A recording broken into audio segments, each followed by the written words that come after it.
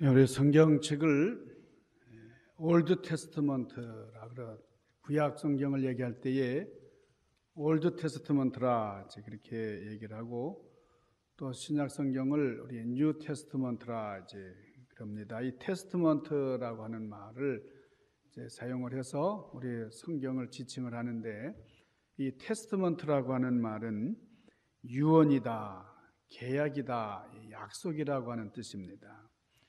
그렇기 때문에 이 성경은 하나님께서 우리에게 주신 약속의 말씀입니다. 이 약속이라고 하는 말을 우리 헬라어 원문으로는 에판겔리아라 그럽니다. 에판겔리아. 이 에판겔리아라고 하는 말은 단언하다 그런 뜻입니다. 아주 확실하게 얘기한다는 거죠. 그래서 그 단언하다라는 말의 뜻, 에핀겔리아 라는 말, 여기 에판겔로에서 파생된 그런 말입니다. 이 에판겔로라는 말은 넘어서, 위에, 반대쪽에서 또 뭐뭐를 위하여, 뭐뭐를 향하여 그런 뜻의 전치사 에피라는 그런 말과 또 소식을 가져오다라고 하는 앙겔로에서 유래된 이 앙겔로, 이 전령, 대사, 보냄을 받은 자, 천사, 하나님의 사자 이런 뜻을 가진 이 앙겔로스와 합쳐진 이 합성어에서 파생된 말입니다. 그러니까 이 약속이라고 하는 말, 이 약속이라고 하는 그 뜻을 우리가 분명히 알아야 할 필요가 있습니다. 약속이 얼마나 중요한지 모르는데 우리 사람 간의 약속만이 아니고 하나님과의 약속이 얼마나 중요한가. 한국에서 있었던 일인데요. 이 공동 목욕탕, 대중 목욕탕, 사우나실 거기 가면은 이 옷을 집어넣는 옷장이 있고 옷을 갈아입는 우리 라카룸이라 그러잖아요. 라카룸. 거기다가 뭐 옷을 벗어서 옷장에 걸기도 하고 이제 그 비품들을 잠깐 이렇게 올려놓기도 하는 그런 의자도 있고 그런데 거기에 핸드폰 하나가 놓여 있습니다. 근데 이 셀러폰이 계속 울리는 거예요. 그런데 아무도 받을 생각을 안 해요. 그 셀러폰이 계속 울리는데 말이에요. 그래서 목욕을 마치고 나와서 옷을 입던 어떤 남자가 그 셀러폰이 계속 울리고 있으니까 그걸 받았어요. 근데 그 셀러폰에서 그 소리가 다 들려요. 얼마나 목소리가 큰지. 그리고 이 남자가 큰 소리로 대답을 하는 거예요. 여보세요? 그러니까 상대방 여자의 음성이 들려옵니다. 여보 나예요. 당신 사우나 클럽 갔어? 그래. 잘 갔다고. 그 사우나 클럽. 근데 거기서 이 2블럭 떨어진 곳에 이 쇼핑몰이 있는데 여기 와서 보니까 아주 좋은 그런 민크 코트가 하나 있어요. 아주 화려한 민크 코트가 하나 있는데 이거 나 꼭 사고 싶다고. 나 사면 안 될까? 그렇게 여자가 물어요. 그랬더니 남자가 그 값이 얼마요? 그래서 한 3,000불 정도 하네요. 그랬더니 아니 뭐 그러면 그거 당장 사 입어요. 참, 감사해 여보. 근데 하나 더 얘기할 게 있는데 내가 이 쇼핑몰 들어오다가 그 자동차 딜러를 하나 봤는데 거기 2019년 신형 벤츠가 아주 잘 나왔어. 값이 얼마인데? 그 7만 불 정도예요. 그래? 그러면 거기 옵션이 다 붙어 있어야 될 텐데. 풀옵션이야, 풀옵션. 뭐 다 붙어 있어요. 그래? 그거 다 붙이고도 7만 불이에요? 그래. 그럼 사요. 당신 좋으면 사요. 여러분 이런 남편 두면 좋겠죠? 네. 우리 여자분들은 이렇게 턱턱 잘 사주는 남자를 좋아합니다. 여보 고마워요. 근데 또 하나 부탁할 게 있어. 뭔데? 그런데 내가 이쪽에 오다가 복덕방에 들렀는데 여보 당신 그 지난번에 우리 같이 한번 봤었잖아. 그 비치가에 있는 거기에 풀장도 있고 말이에요. 영국식 정원도 있고 그리고 리빙룸에는 좋은 바도 설치됐는데 그게 이번에 매물로 나왔어요. 우리 한번 삽시다. 당신 돈 많잖아. 당신 은행에 있는 돈 충분하니까 우리 삽시다. 이게 남자가 묻습니다. 아니, 값이 얼마인데? 한 300만 불 정도 되는 것 같아. 그랬더니 남자가 그래? 그러면 그거 1만 불, 10,000불 정도는 깎아야지. 그래, 그럼 그거 사요. 한 10,000불 정도 사죠. 그럼 10,000불 정도는 깎아줄 것 같아요. 그럽시다. 그럼 이따 만나요. 그리고 전화를 끊었어요. 여러분, 이런 남편하고 살아봤으면 참 좋겠어요. 근데 이 남자가 전화를 끊더니 핸드폰을 번쩍 들고는 이 전화기 임자 누구예요? 그런 거예요. 전화기 임자 누구냐고. 여러분 안 웃으시는 분들은 아직 감이 안 오는 거예요.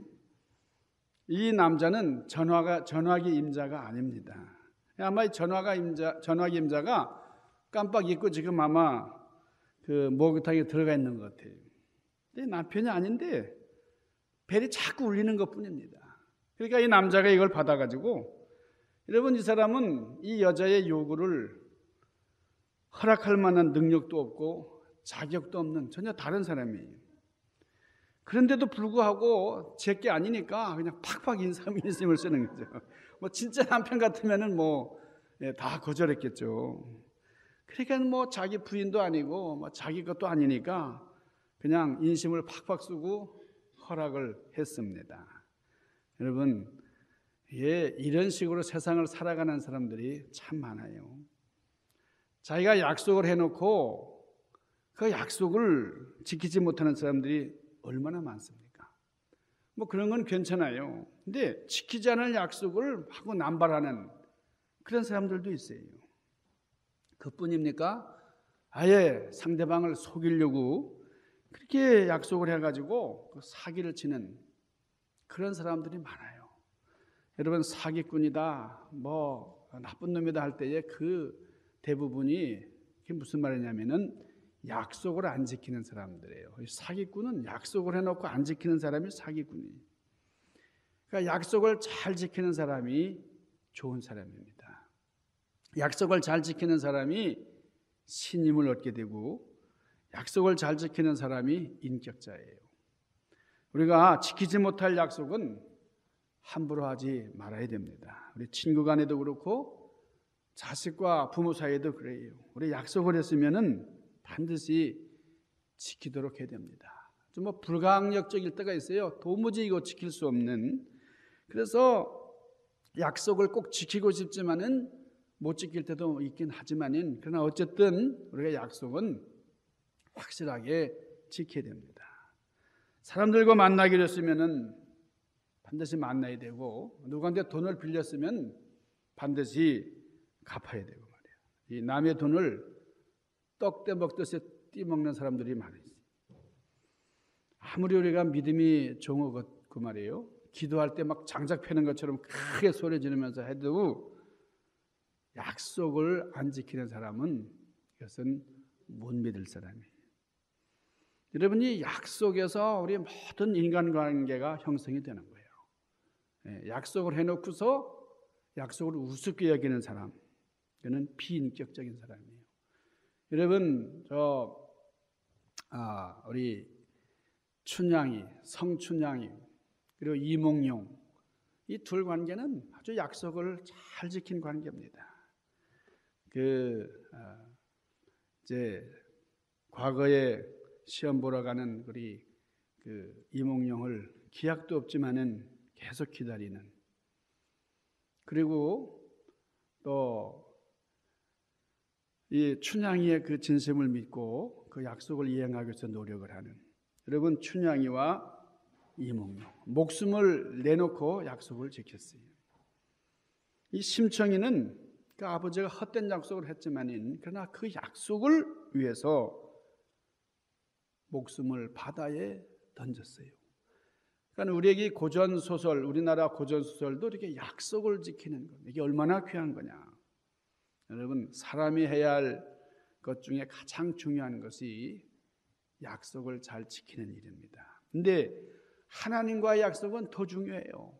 제가 말씀드렸다시피 성경 말씀, 성경책을 우리가 약속의 책이다, 구약이다, 신약이다 이렇게 얼마나 약속이 중요하면 이렇게 성경책 이름이 약속이겠냔 말이에요. 그러니까 우리가 하나님과 약속을 내가 지키지 않는데 어떻게 하나님께서 나에게 주신 약속만 이행해 주시기를 바라느냐 말이에요. 네가 하나님께 서원하였거든 갚기를 더디게 말라. 하나님은 우매자를 기뻐하지 아니하시나니 서원하는 것을 갚으라. 서원하고 갚지 아니하는 것보다 서원하지 아니하는 것이 나으니 너의 입으로 내 육체를 범죄케 하지 말아라. 우리 전도서 5장 4절 이하에 나오는 말씀이에요. 우리 약속을 하나님과 약속을 했으면 반드시 지켜야 되고 또 지킬 수 없는 약속은 하나님께 하지 말아라는 거예요. 여러분, 약속이라는 말, 여기는 언약이 있고 계약이 있는데요. 언약과 계약의 차이를 아세요? 언약은 무엇이고 계약은 무엇입니까? 여러분, 이 계약이라고 하는 것은 상대방을 믿을 수 없을 때, 신뢰할 수 없을 때, 그리고 상대방이 나를 확실하게 믿지 못하는 그런 관계에서 이루어지는 것이 계약입니다. 그러니까 중간에 반드시 계약서를 쓰는 거예요. 그 중간에 보증자를 세우는 거예요. 그래서 이 계약이라고 하는 것은 불신 상태에서 이루어지는 것이 계약입니다. 그러니까 우리가 계약했다 그러면은 뭐 부동산 뭐 아니면 자동차 뭐든지 다 계약을 하는 거예요. 확실하게 이행을 해라 하는 거죠. 그런데 언약이라고 하는 것은 조금 다릅니다. 언약이라는 것은 상대방을 100% 신뢰하기 때문에 맺는 거예요. 그러니까 이 언약이라고 하는 것은 우리같이 불완전한 인간이 맺을 수 있는 게 아닙니다. 이 언약이라는 것은 신실하신 하나님께서, 거룩하시고 전능하신 하나님께서만 맺을 수 있는 그런 게 언약이에요. 그래서 이 언약이라고 하는 것 우리가 확실하게 알아야 돼요. 그런데 이 언약과 계명도 또 다릅니다. 그러니까 이 언약을 계명으로 혼돈하는 경우가 있는데 확실하게 이 차이를 알았으면 좋겠어요. 이 계명이라고 하는 것은 전능자이신 하나님께서 택하신 백성들에게 이것을 행하면 복을 받는다, 이렇게 가면 이런 복을 받는다, 그렇게 약속을 하신 것인데 이것은 조건적인 믿음이다, 이렇게 얘기할 수 있어요. 예를 들면은 이것을 지키면, 이것을 하면 이것을 주겠다. 그러나 지키지 않으면 너는 이렇게 된다. 뭐 이런 것이 계명이에요. 하나님과 하나님의 백성 사이, 이스라엘 백성과의 이 조건적인 그런 약속, 이것이 계명입니다. 그러니까 창조주 하나님과 우리 피조물인 우리 인간은 수평적이거나 동등할 수가 없어요. 우리가 이 언약을 하나님과 우리 사이에는 계약식으로 하는 것이 아니에요. 하나님은 온전하신 분이시기 때문에 이 언약하신 것을 완전하게 지키시지만은 우리 유한한 인간은 완전이라는 게 없어요.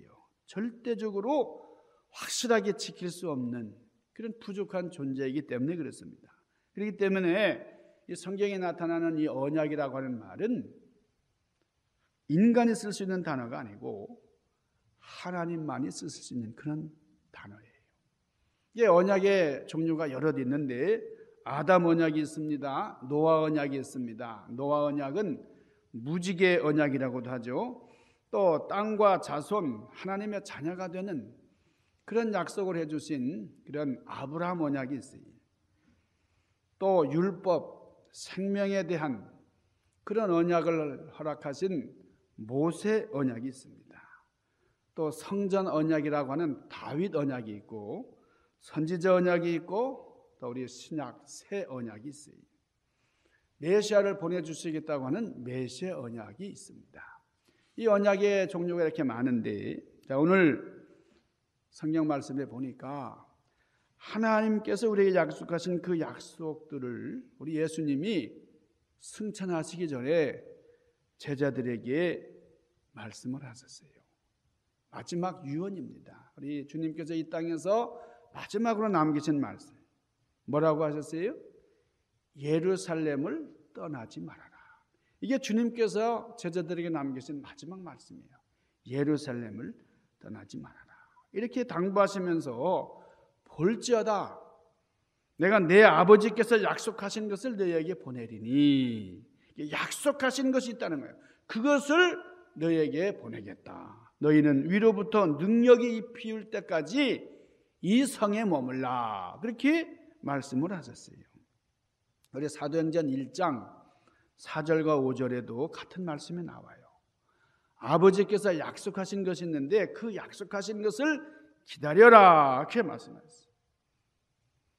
예루살렘을 떠나지 말고 내게 들은 바 아버지의 약속하신 것을 기다려라. 요한은 물로 세례를 베풀었으나 너희는 몇 날이 못 돼서 성령으로 세례를 받으리라 그랬어요. 여러분, 아버지께서 약속하신 것이 뭐예요? 아버지께서 약속하신 그것은 성령이 있습니다. 그 성을 떠나지 말아야 하는 이유는 성령 받기 위함이에요. 자, 우리의 능력은 성령을 통해서 나타납니다. 그래서 똑같이 예수 믿어도 성령을 받고 행하는 사람은 감각이 별로 없어요. 그래서 어떤 시험이 와도 흔들리지 않아요. 또 누가 막 죽여준다고 해서 막 우쭐우쭐 하는 것도 없어요. 누가 핍박하고 누가 욕한다고 해서 흔들리지도 않아요. 그 영향 받잖아요. 성령 충만하니까 그런 것을 다 초월할 수가 있는 겁니다. 그러니까 하나님께서 우리 일꾼을 선택하실 때에 가장 첫째 조건, 그것이 성령 충만이에요. 그러니까 성령 충만하기를 위해서 주님이 기도하셨어요. 또 성령이 충만한 자를 따로 세워서 일꾼 삼으신 겁니다. 누가복음 24장 49절에도 그렇고 사도행전 1장 4절에도 그렇고, 이 약속이 이루어지기까지는, 그러니까 약속을 이루는 것이 얼마나 중요한가. 예루살렘을 떠나지 말아라. 여러분, 오늘날도 그렇습니다. 하나님의 약속을 이루기 전에는, 약속이 이루어지기 전에는 그 약속을 떠나지 말아야 돼요. 약속을 떠나면 그 약속을 받지 못해요. 집에 있든지 직장에 있든지 약속을 간절히 사모하는, 그래서 사모하는 데서 떠나지 말아야 됩니다. 사모하고 기다리면은 반드시 약속을 받게 되는 겁니다. 자, 주님의 약속을 믿고 열흘 동안 다락방에 모여서 간절히 기도했어요. 마음을 다하여 전심으로 기도했던 제자들은 약속하신 성령을 받았어요. 다 성령 세례 받았어요. 자, 주님의 약속은 무엇을 통해서 받았습니까? 기도하면서, 기다리고 기도할 때에 약속하신 것을 받았다. 여러분, 기도는 우리 주님께서 친구라고 해서 주시는 게 아니고, 친구니까 준다는 게 아니에요. 강청하는 자, 그냥 달라고 요구하고 말이에요. 떼를 쓰고 말이에요. 이런 강청하기 때문에 응답하시는 것이 기도다 그랬어요. 자, 여러분, 우리가 얼마나 기도하고 있어요? 여러분, 지난 일주일 동안 얼마나 기도하셨어요? 우리 교회 나와서는 또 얼마나 간절하게 여러분 기도하십니까? 제자들은 예수님이 승천하신 다음에 오순절에 이르기까지 간절히 기도했다. 그 열흘 동안 기도에 전념했다는 거예요. 여러분, 약속은 그렇게 받는 겁니다. 이미 하나님이 약속하셨지만은 그 약속하신 건 뭐 그냥 주셔야 되는데, 그게 아니라 기다리고 기도할 때에 그 약속하신 것을 받았다는 거예요. 예루살렘을 떠나지 않고 간절히 기도할 때에 능력이 임하셨다. 여러분, 예루살렘을 왜 떠나지 말라고 하셨어요? 예루살렘이 뭐 제자들의 고향도 아니고요. 거기에 무슨 뭐 재산을 묻어놓은 것도 아니에요. 예루살렘은 여기 있고 싶지 않아요. 예루살렘 성에서 예수님이 십자가에 못 박혀 죽으시고, 지금 핍박과 박해가 언제 몰려올지 모르는데 빨리 저 갈릴리 고향으로 가고 싶은데, 이 제자들이 그럼에도 불구하고 예루살렘을 떠나지 말아라. 왜 그렇습니까? 기도하라는 거예요. 거기서 기도하라는 거예요. 약속을 붙잡고 기도할 때에 새로운 변화가 일어나고 기도할 때에 하나님의 약속을 체험하게 됩니다. 그러면 성령 충만한 사람은 절대로 자기 직분에 대해서 소홀하지 않습니다. 꼭 해내는 거예요. 그래서 예수님께서 십자가 달리시기 전날 밤에 제자들과 함께 식사하실 때에 뭐라고 말씀하세요? 이것은 너에게 주는 나의 뭐라 그러셨어요? 언약의 피다. 그냥 피가 아니고 너희를 위하여 흘리는, 모든 사람을 위하여 흘리는 언약의 피다 그랬어요. 그냥 피가 아니고 이 언약의 피라는 거, 이 커버넌트, 이 보혈은 약속의 피다, 언약의 피다 그 말이에요. 여러분, 예수님께서 세우신 새 언약이 뭐예요? 새 언약, 보혈의 피, 보혈로 모든 죄를 씻어주신다는 거예요. 여러분, 예수님의 피는 언약의 피입니다. 약속하신 피예요.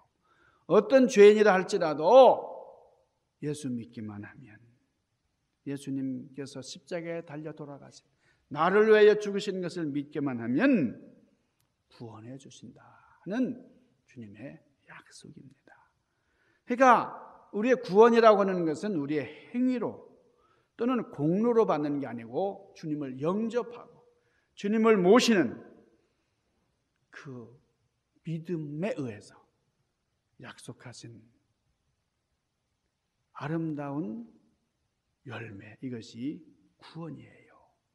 여러분, 믿음이 뭐예요? 믿음은 약속을 붙드는 겁니다. 여러분, 주님께서 허락하신 약속들을 붙드시기를 바랍니다.